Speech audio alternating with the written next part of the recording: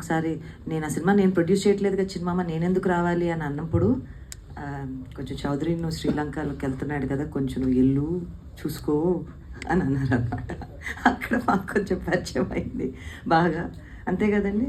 And ఆ heroine ఇద్దరు హీరోల్ని పరిచయం చేయటం అనేది ఓవర్ 20 years ago చిన్న విషయం కాదండి. ఒక సినిమా ప్రొడ్యూస్ చేయాలంటే ఎన్నెన్నో సీతారాముల కళ్యాణం చూద్దాము రారండి అనే సినిమా అప్పుడు మనం చేసాం. ఇద్దరు కొత్త హీరోలు, ఒక కొత్త హీరోయిన్. అసలు ఆ జర్నీ అనేది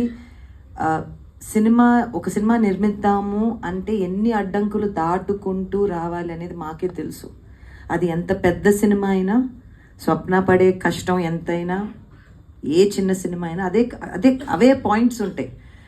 so I just wish you the very very best and both of you the very best. And Veena చాలా అదృష్టం అమ్మ, నీకు చాలా చాలా అదృష్టం.